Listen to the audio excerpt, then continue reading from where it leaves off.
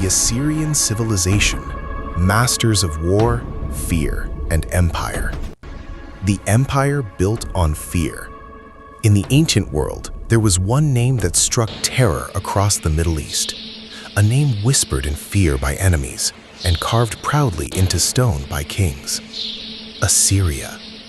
They were ruthless, they were brilliant, they were unstoppable. For nearly 3 centuries, the Assyrian Empire ruled the Near East with iron weapons, psychological warfare, and absolute authority. But even the most feared empire in history would fall, and when it did, it vanished almost completely.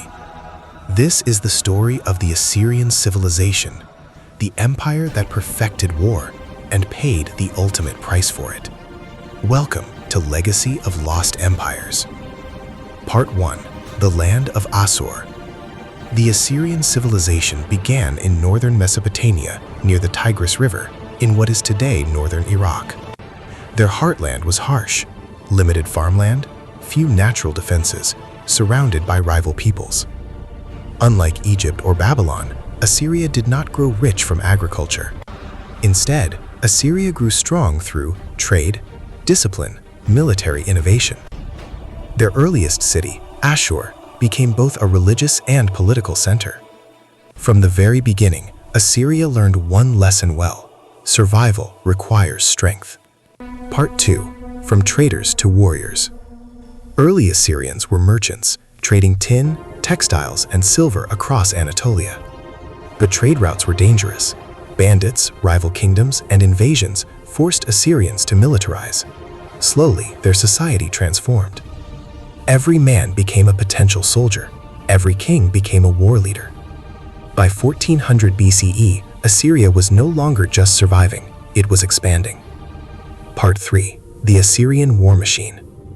What made Assyria different was not just violence, it was organization. The Assyrian army was the most advanced military force of the ancient world.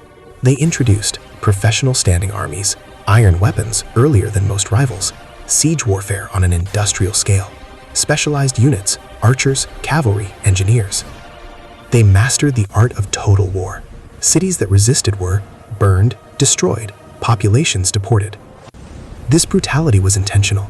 Assyria ruled through fear. Part 4. Psychological warfare. Assyrians didn't hide their cruelty. They carved it into palace walls. Reliefs show beheadings, impalements, flaying of enemies, mass executions. Kings boasted openly. I destroyed, devastated, and burned with fire. Why? Because terror was cheaper than rebellion. If one city was destroyed brutally, 10 others would surrender without a fight. Fear became Assyria's greatest weapon. Part 5. The Great Assyrian Kings. Ashur-nasir-pal II, 883–859 BCE. He expanded Assyria aggressively and decorated his palace with scenes of conquest and punishment. Tiglath-Pileser III, 745–727 BCE, the true architect of the Assyrian Empire. He reformed the army, created provinces, introduced mass deportations to prevent rebellion. This turned Assyria into an imperial machine. Sargon II and Sennacherib. They expanded the empire further, conquering Israel, Judah, Phoenician cities, parts of Egypt. Sennacherib made Nineveh the most magnificent city on earth. Part 6. Nineveh, City of Power. Nineveh was not just a capital, it was a symbol. It featured massive walls, grand palaces, advanced water systems, libraries. King Ashurbanipal built the world's first great library, preserving thousands of texts. Ironically, the empire that ruled by destruction also preserved human knowledge. Power and culture existed side by side. Part 7. The cost of constant war. But war has a price. Assyria was always fighting. Rebels, neighboring kingdoms, former allies. The empire stretched from Persia, Anatolia, Egypt, the Levant. Maintaining control required endless campaigns. The army never rested. Resources drained. Hatred grew. Assyria made many enemies and showed them no mercy. Part 8. Rebellion and overextension. Assyrian control depended on fear, not loyalty. Once the empire weakened, rebellions exploded everywhere. Deported populations revolted. Subject states waited for revenge. Meanwhile, the army was overstretched. Succession crises weakened leadership. Internal power struggles increased. The system that once made Assyria powerful now made it fragile. Part 9. The final enemies. Two forces rose against Assyria: the Medes from the east, the Babylonians from the south.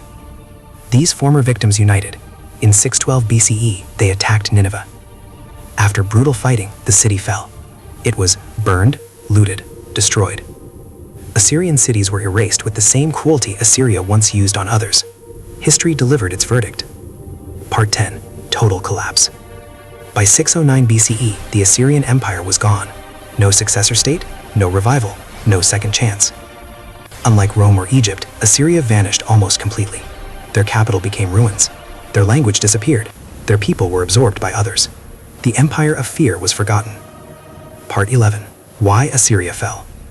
Historians identify key reasons: over-reliance on military terror, endless warfare, overextension, internal instability, united enemies, no loyalty from subjects. Assyria ruled by fear, but fear does not survive weakness. Part 12. The irony of Assyria. Despite their brutality, Assyrians contributed greatly to civilization. Libraries and record-keeping, art and architecture, military organization, administrative systems. Without Assyria, much ancient knowledge would be lost. They destroyed civilizations and preserved history. Conclusion: the empire that became a warning. Assyria believed fear would protect them forever. It did not. Their story reminds us: power without mercy creates enemies. Strength without balance invites collapse. The stones of Nineveh still lie buried beneath the earth, whispering a warning across time.